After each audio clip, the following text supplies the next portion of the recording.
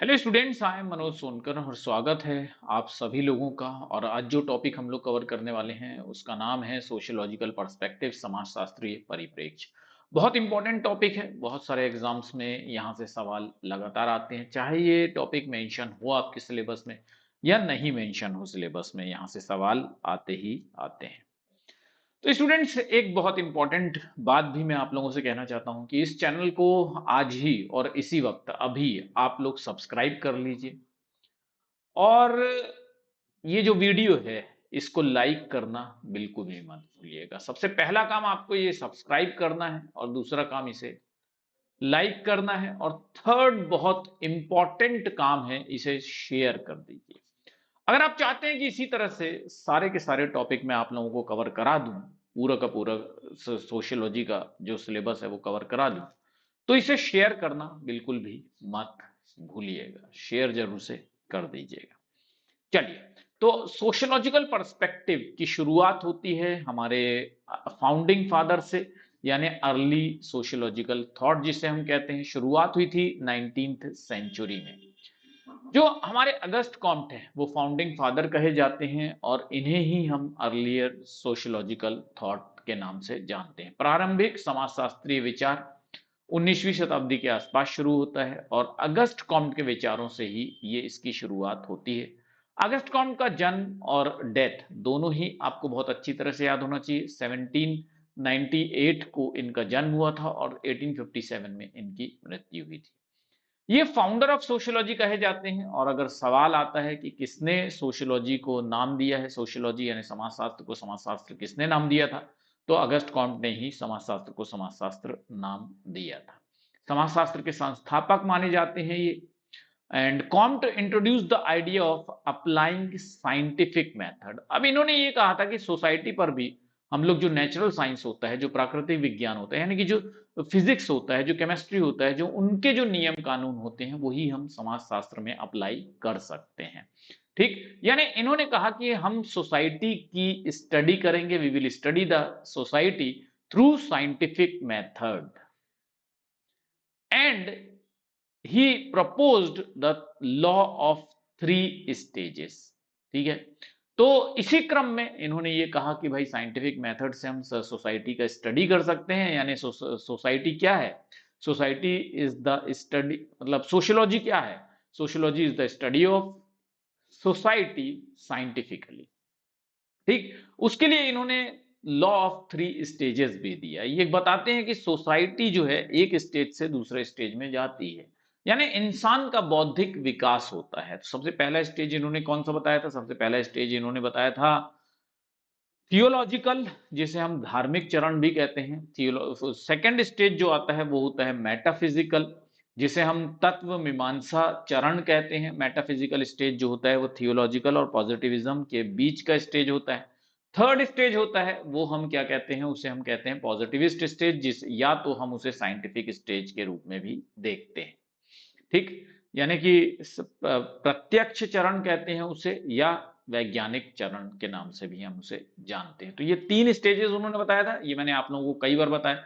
YouTube पर अगर आप देखना चाहते हैं तो Auguste Comte by Manoj sir लिख करके डाल दीजिएगा, आपको सीरीज ऑफ वीडियोस मिल जाएंगे, उन सब के बारे में आपको डिटेल में। लेकिन आज हम केवल परिप्रेक्ष्य समझ रहे हैं, केवल हम पर्सपेक्टिव समझ रहे हैं। अभी हम अगस्त कॉम्ट की थ्योरीज पर नहीं जा रहे हैं। तो इन शॉर्ट समझ लीजिए कि अर्लियर सोशियोलॉजिकल थॉट जो है वो संबंधित है अगस्त कॉम्ट के थॉट से। यानी कि ये क्या है? ये साइंटिफिक मेथड देता है सोसाइटी को स्टडी करने के लिए। ये वैज्ञानिक विधि से समाज का अध्ययन करता है।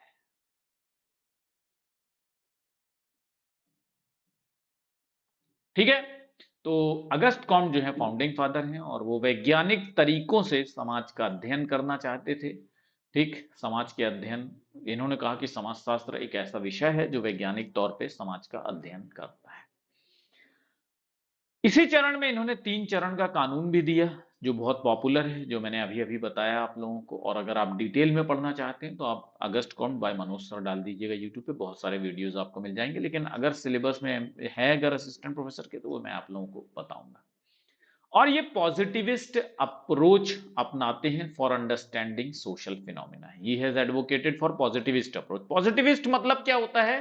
साइंटिफिक। ठीक, तो इन्होंने सकारात्मक दृष्टिकोण की वकालत की है समाज को समझने के लिए, सामाजिक घटनाओं को समझने के लिए।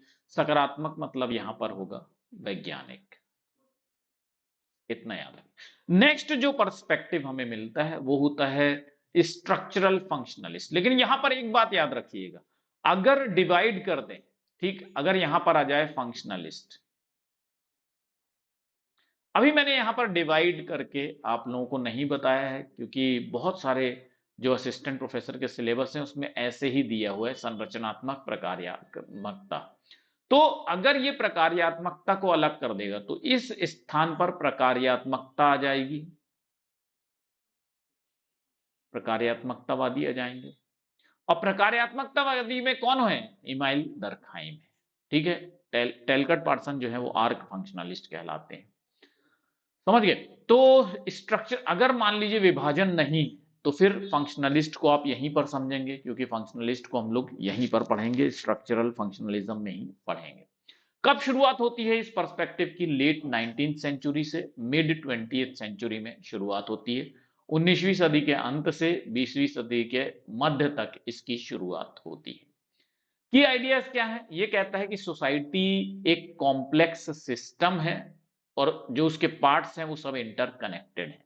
दे work together in order to maintain stability and order. ये बिल्कुल एग्जैक्ट डेफिनेशन है। किसकी है? टेलकट पार्सन की डेफिनेशन है, याद रखिएगा। ये कहते हैं each parts contribute to overall functioning of society. ठीक, तो सोसाइटी जो है वो कॉम्प्लेक्स सिस्टम है। ये इसे स्ट्रक्चरल फंक्शनलिज्म कहता है, ऑफ इंटरकनेक्टेड पार्ट्स। लेकिन अगर फंक्शनलिस्ट की बात करें तो प्रकार्यात्मकतावादी की बात करें तो प्रकार्यात्मकतावादी क्या कहते हैं कि सोसाइटी डिफरेंट डिफरेंट पार्ट्स से मिलकर के बनी हुई है और हर एक पार्ट्स का अपना एक अलग काम है। जैसे इमाइल दरखाइम कहते हैं कि धर्म धर्म का क्या काम है? धर्म का काम है एकता फैलाना।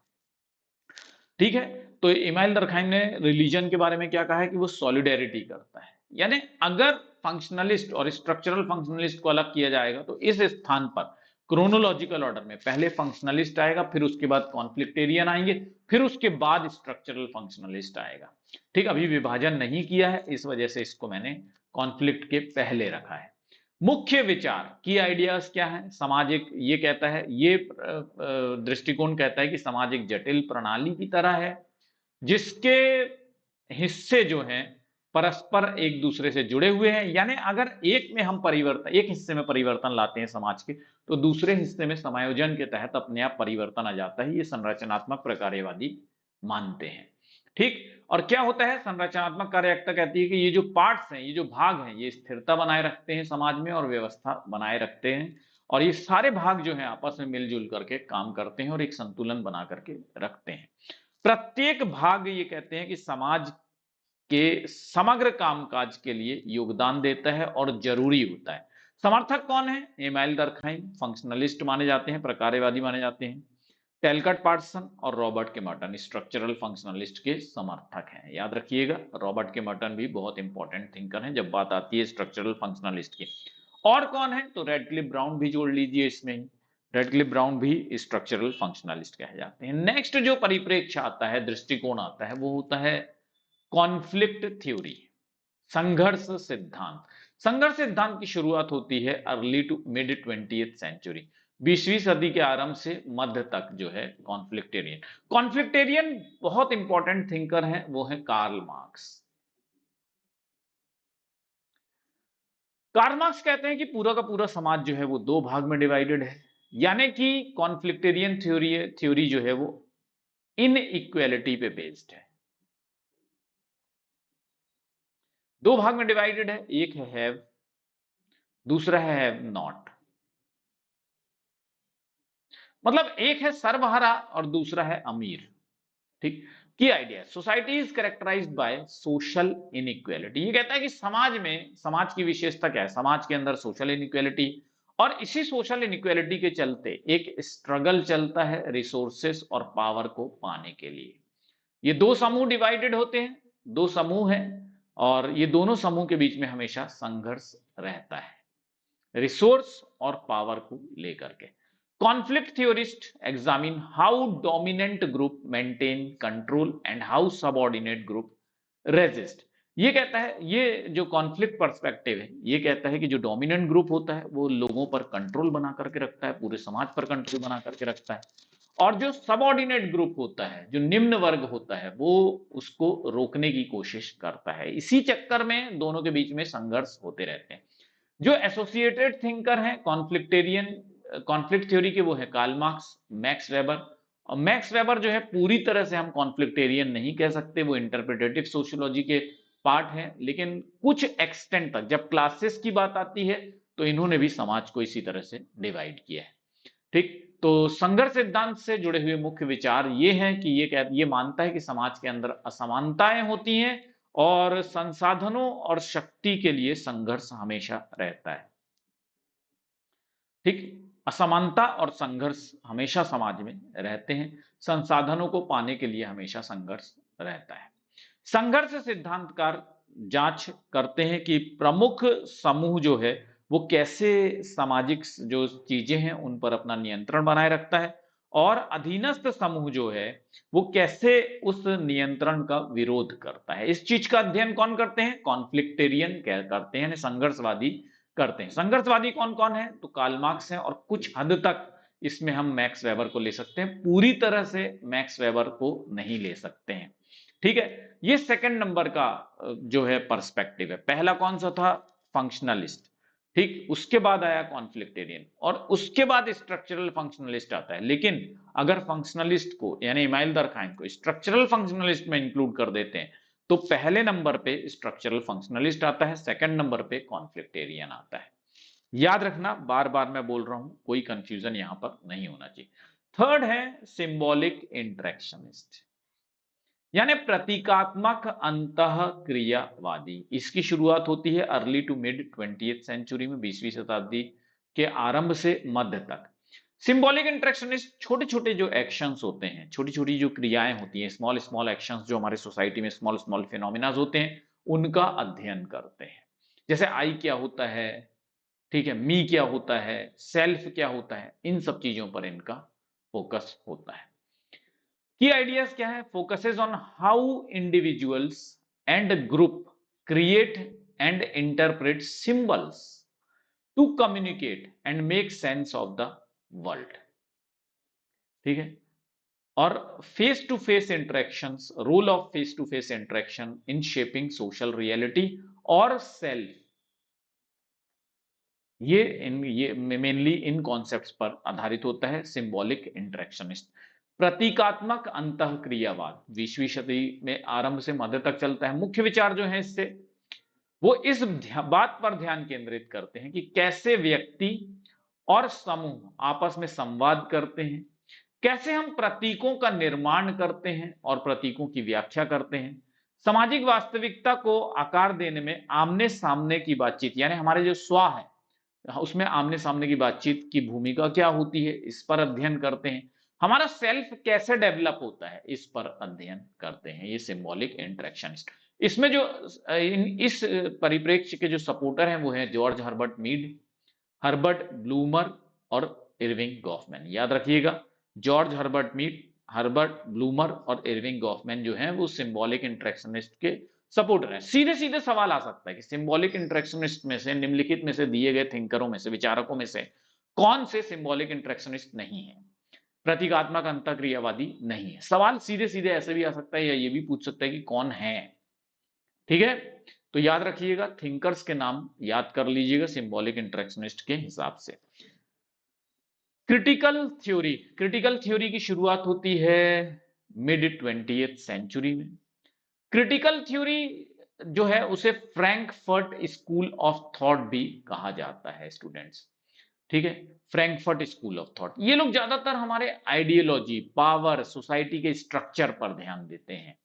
ठीक है, critical theory explores connection between ideology, power and societal structure. तो इसमें कार्ल मैनहिम भी आ जाते हैं, थियोडोर अडोर्नो भी आ जाते हैं, मैक्स हॉर्खहाइमर आ जाते हैं, हर्बर्ट मर्क्यूज आ जाते हैं। यूर्गेन हेबरमास आ जाते हैं।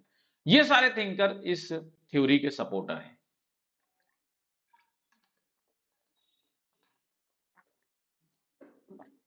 ठीक है, तो ये हिडन पावर डायनेमिक्स देखता है और चैलेंज करता है ऑपरेसिव सिस्टम्स को। फ्रैंकफर्ट में स्कूल में निहित है मुख्य विचार क्रिटिकल थ्योरी के। याद रखना, सीधे सीधे सवाल आ सकता है कि क्रिटिकल थ्योरी किससे संबंधित है, तो फ्रैंकफर्ट स्कूल से संबंधित है। ठीक है, तो इसमें ज्यादातर आलोचनात्मक सिद्धांत हावी होते हैं। इसमें विचारधारा, शक्ति और सामाजिक संरचना के बीच का संबंध का पता लगाते हैं क्रिटिकल थ्योरिस्ट। कौन कौन से थिंकर हैं इसमें? Theodor Adorno, Max Horkheimer, Herbert Marcuse, Jurgen Habermas, Karl Mannheim, ये सारे थिंकर जो हैं वो क्रिटिकल थ्योरी से संबंधित हैं। ठीक है, कल्चरल इंडस्ट्री का कॉन्सेप्ट भी अडोर्नो और हॉर्खहाइमर ने दिया है ना। वो क्या कहता है कि भाई कल्चरल इंडस्ट्री क्या है? कल्चरल इंडस्ट्री ये है कि भाई जो हायर क्लास के लोग होते हैं वो अपने कल्चर को ही सुपीरियर बना करके लोगों के सामने पेश करते हैं। यानी लोअर क्लास वाले जो उनके कल्चर को अपनाते हैं, इमिटेट करते हैं, उनकी संस्कृति का नकल करते हैं, उनको वो लोग मान सम्मान रिस्पेक्ट देते हैं।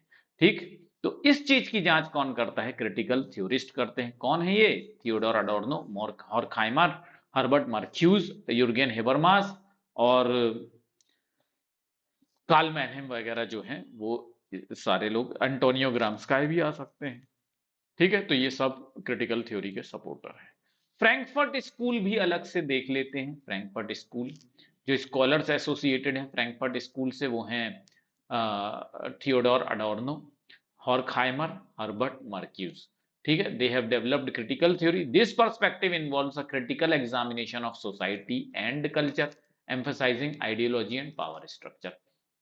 तो थियोडोर अडोर्नो, हॉर्खहाइमर और हर्बर्ट मर्क्यूज जैसे फ्रैंकफर्ट स्कूल से जुड़े विद्वानों ने आलोचनात्मक सिद्धांत विकसित किया है और इस परिप्रेक्ष्य में विचारधारा और शक्ति संरचना की भूमिका पर जोर दिया गया है, जो समाज और संस्कृति की आलोचनात्मक परीक्षा शामिल है इसमें।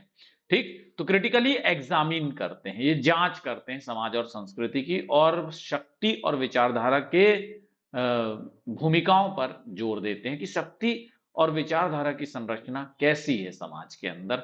ये फ्रैंकफर्ट स्कूल और क्रिटिकल स्कूल जो है वो देखता है। नेक्स्ट जो पर्सपेक्टिव आया वो है feminist perspective. Late 19th century से शुरुआत हुई और प्रेजेंट तक चल रहा है। नारीवादी परिप्रेक्ष्य 19वीं शताब्दी से लेकर के अभी भी फेमिनिस्ट पर्सपेक्टिव चल रहा है। फेमिनिस्ट पर्सपेक्टिव यानी नारीवादी परिप्रेक्ष्य, आप लोग बहुत अच्छी तरह से जानते हैं फेमिनिस्ट क्या मानते हैं कि जो आज उनकी इस तरह की हालत है, यानी जो महिलाओं का विकास नहीं हो पाया, उसके लिए हमारा समाज सदियों से दोषी है। उसके लिए खास तौर से पुरुष प्रधान समाज जो है वो दोषी है। वो ये मानते हैं कि एक साइड जो है हमारा जो एक पहलू है जिसमें महिलाएं आती हैं, उनका विकास इसलिए नहीं हुआ क्योंकि सदियों से उन्हें पुरुष प्रधान समाज ने पीछे रखने के लिए बकायदा विचारधारा के रूप में उन्हें पीछे रखा गया, ताकि पुरुष जो है वो अपने आर्थिक जो संसाधन है, जो आर्थिक सामग्री है और जो डोमिनेंस है, प्रभुत्व जो है, पुरुष अपना बनाए रख सकें। इसलिए उन्होंने महिलाओं पर नियंत्रण बना करके रखा और इस वजह से महिलाओं की जो स्थिति है वो आज निम्न स्तर पर पहुंच गई है। ठीक, key ideas, they examines the role of gender in shaping social relationship and structure. तो ये जो नारीवादी परिप्रेक्ष्य है वो मुख्य रूप से सामाजिक संबंधों और सामाजिक संरचनाओं को आकार देने में लिंग की भूमिका की जांच करता है। ठीक है, महिला और पुरुष मतलब लिंग की भूमिका पर जांच करता है। Feminist theory analyse power dynamics and advocate for gender equality. ठीक है, नारीवादी सिद्धांतकार शक्ति की गतिशीलता का विश्लेषण करते हैं और लैंगिक समानता की वकालत करते हैं। बहुत इंपॉर्टेंट, कौन कौन से थिंकर हैं इसमें? साइमन डी बीवियर, बेट्टी फ्राइडन और बेल हुक। और भी बहुत सारे थिंकर हैं स्टूडेंट्स, लेकिन ये तीन जो हैं वो बहुत इंपॉर्टेंट है, Simone de Beauvoir, Betty Friedan and bell hooks. ठीक, अगर आपको मतलब अभी तो मैं सिर्फ छोटे छोटे तौर पे सिर्फ पर्सपेक्टिव पढ़ा रहा हूं, आगे जब आने वाली जो क्लासेस होंगी उसमें हम लोग ये सारी चीजें डिटेल में कवर करेंगे। और पहले पढ़ना है तो आप जो है मेरे लेक्चर्स ऑलरेडी यूट्यूब पर हैं, उनके सर्च कर सकते हैं। फिर उसके बाद जो पर्सपेक्टिव आता है वो है post modernism, post structuralism. Late 20th century में ये स्टार्ट हुआ। उत्तर आधुनिकवादी, जिसमें मिशेल फोको वगैरह आते हैं, और उत्तर संरचनावादी। ठीक है, तो इसको हम पोस्ट कोलोनियलिस्ट भी कह सकते हैं, क्योंकि एडवर्ड सईद वगैरह जो है वो इसमें आते हैं। की आइडियाज क्या है भैया इस पर्सपेक्टिव का? तो challenging the idea of unified objective reality and question traditional notion of truth and authority. देखिए, ट्रेडिशनल नोशन ऑफ ट्रुथ और अथॉरिटी को ये क्वेश्चन करता है, ये चैलेंज करता है, जो हमारे पारंपरिक धारणाएं हैं उस पर ये सवाल उठाता है। ठीक है, चलिए, तो मुख्य विचार क्या है उत्तर आधुनिकतावादी का और उत्तर संरचनावादी का? कि एकीकृत वास्तुनिष्ठ वास्तविकता के विचार को चुनौती देता है ना। जो ये कहते हैं कि ये एकीकृत प्रणाली है, समाज में कुछ चीजें हैं जो जो पार्ट्स हैं वो एक साथ मिलकर के काम करते हैं लोगों की भलाई के लिए, तो उस पर ये सवाल उठाते हैं बहुत सारी। जैसे कि मिशेल फोको की थ्योरी है सेक्सुअलिटी, तो वो क्या कहते हैं कि आज जो विचारधारा है सेक्सुअलिटी को लेकर के, आज जो महिलाओं का हिस्टेरीकरण किया गया है, आज जो हम बॉडी शेविंग करते हैं, जो हम महिलाओं को ब्यूटी से जोड़ करके देखते हैं, इस तरह का दृष्टिकोण पहले नहीं हुआ करता था। इसकी स्थापना की गई है और ये कहते हैं कि ये गलत विचारधारा है, इस पर ये इसको ये चैलेंज करते हैं। ठीक है, तो ये कौन सा परिप्रेक्ष्य है? ये पोस्ट मॉडर्निस्ट परिप्रेक्ष्य है। Post modernist emphasize the fragmented and fluid nature of contemporary society. ये क्या कहते हैं कि सोसाइटी जो है वो फ्लूइड नेचर है, कोई भी पूरी तरह से पुरुष जो है वो एकदम मर्दाना नहीं हो सकता है, कोई भी स्त्री जो है एकदम से स्त्रीत्व नहीं हो सकती है, एक फ्लूइडिटी पाई जाती है। इसके जो सपोर्टर हैं वो है जीन बॉडिलियार्ड और मिशेल फोको और जीन फ्रैंकोइस लियोटार्ड। ठीक, उत्तर आधुनिकतावादी समकालीन समाज को खंडित और तरल प्रकृति पर जोर देते हैं। जो इससे संबंधित विचारक हैं वो जीन बॉड्रिलार्ड हैं, मिशेल फोको हैं, जीन फ्रैंकोइस लियोटार्ड मिशेल हैं। ठीक है स्टूडेंट्स, तो ये पोस्ट मॉडर्निस्ट और पोस्ट स्ट्रक्चरलिस्ट थ्योरी थे। अब आते हैं कॉन्टेम्पररी पर्सपेक्टिव। डिपेंडेंसी थ्योरी का नाम आप लोगों ने बहुत अच्छी तरह से सुना होगा, और वर्ल्ड सिस्टम एनालिसिस थ्योरी का नाम आपने बहुत अच्छे से सुना होगा। वो सब कॉन्टेम्पररी पर्सपेक्टिव में आते हैं। Late 20th century to present तक समसामयिक परिप्रेक्ष्य ही हम देखा जाता है, 20वीं सदी के अंत से वर्तमान तक।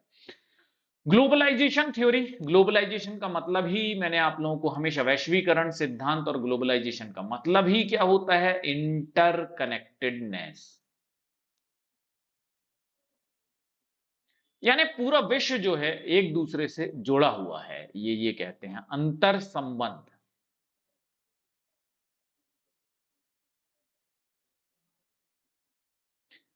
सब एक दूसरे से संबंधित है। एक देश में अगर कुछ होता है तो वो दूसरे देश को प्रभावित करता है, क्योंकि आज की डेट में सब कुछ एकदम कनेक्टेड हो गया है।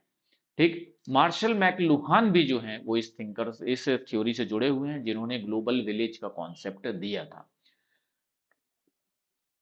Contemporary perspective or globalization theory explores the interconnectedness of societies on the global scale. It examines economic, cultural, and political changes resulting from increased international interaction. तो वैश्विक स्तर पर ये जो समसामयिक परिप्रेक्ष्य या वैश्वीकरण सिद्धांत जो है, वैश्विक स्तर पर समाजों के अंतर संबंधों का पता लगाता है, बढ़ते अंतरराष्ट्रीय संपर्कों के परिणाम स्वरूप होने वाले आर्थिक, सांस्कृतिक और राजनीतिक परिवर्तनों की जांच करता है।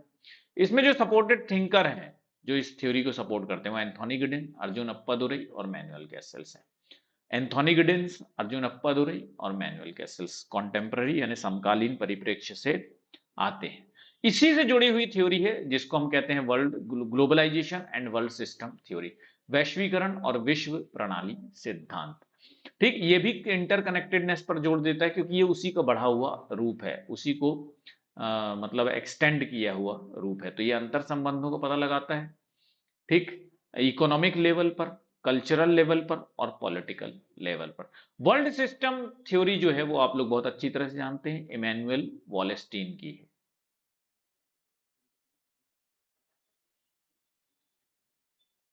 ठीक, याद रखिएगा। तो ये सेम है बिल्कुल, ठीक, डिपेंडेंसी थ्योरी के बाद का बढ़ा हुआ रूप है वर्ल्ड सिस्टम एनालिसिस थ्योरी। तो स्टूडेंट्स, अगर आप असिस्टेंट प्रोफेसर के एग्जाम की तैयारी करना चाहते हैं तो ये 7838517884 है। इस पे आप जिस भी असिस्टेंट प्रोफेसर की तैयारी कर रहे हैं सोशियोलॉजी सब्जेक्ट से, तो आप मुझे मैसेज कर सकते हैं, लेकिन प्लीज कॉल मत कीजिएगा, ठीक है। चलिए, तो व्हाट्सएप ग्रुप से जुड़ जाइए, टेलीग्राम ग्रुप भी है, आप टेलीग्राम ग्रुप से भी जुड़ सकते हैं।